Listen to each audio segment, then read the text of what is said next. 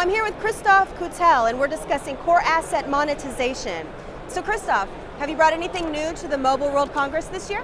Yeah, so this year we have a lot of things new.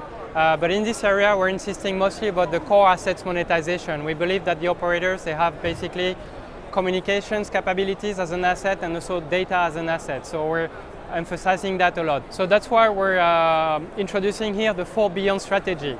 So the first Beyond is services beyond voice and SMS, because actually operators are delivering voice and SMS today, but they need to go beyond that. They need to provide richer services. That's the first Beyond. The second one is about customers beyond people, beyond persons, because actually we're reaching a saturation in terms of market penetration. Operators need to find customers beyond people, and that's what we're illustrating here. They also need to find innovation outside of the vendors, so that's developers beyond vendors. We don't have the monopoly of the innovation of the vendor, so we believe operators, they have to find the innovation outside with third parties. That's the third Beyond. And the fourth one is data value beyond traffic. They have a lot of information in their network, they should be able to value that somehow. That's the fourth Beyond. Then, most importantly, we're insisting on the actual implementation. That's what we're demonstrating here. What are the key success factors for them to implement those 4 Beyonds? So what is the future of communication services? Is voice in its final decline? No, so voice is not dead. There are a lot of noise in the industry. Everybody has his own opinion, but voice is very resilient, including in developing markets. We see sometimes not only the traffic, but even sometimes the revenue on communication services increasing.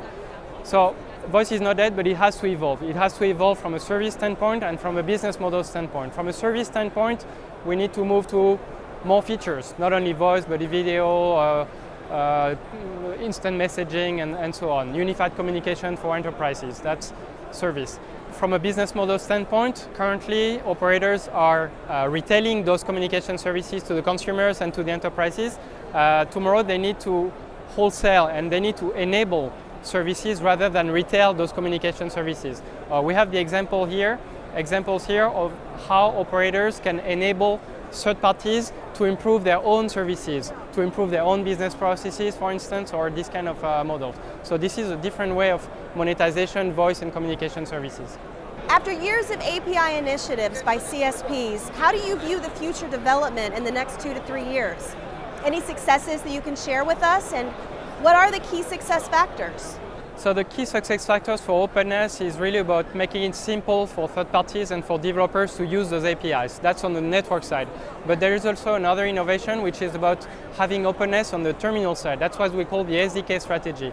SDK is a subset of communication capabilities that you can embed in devices, into devices that are not communication devices. Let's take the example of an IP camera or a doorbell that we have here. We can put communication capabilities into those devices and make them become new customers. So we believe that's a very important trend for the coming years in the openness.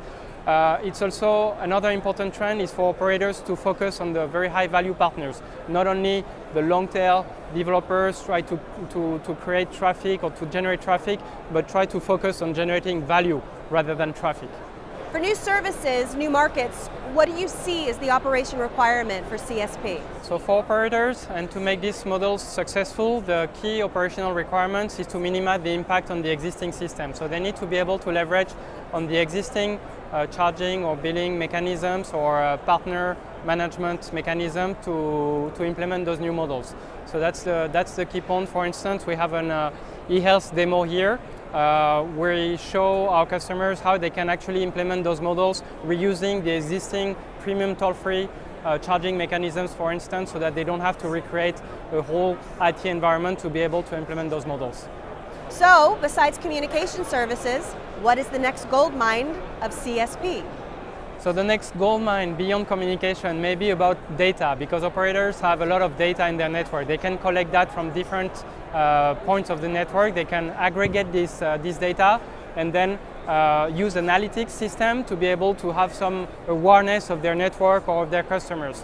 So we believe this is the next gold mine. We have here an example which is about exporting network information to over-the-top players so that over-the-top players can adapt their offering to the network situation. Whether it's congested or idle, they can adapt their, for instance, video streaming offering based on the network situation. So we believe this is interesting for the operators because they can generate direct revenue from the over-the-top layers. They can also improve the satisfaction of their end users and improve their network planning.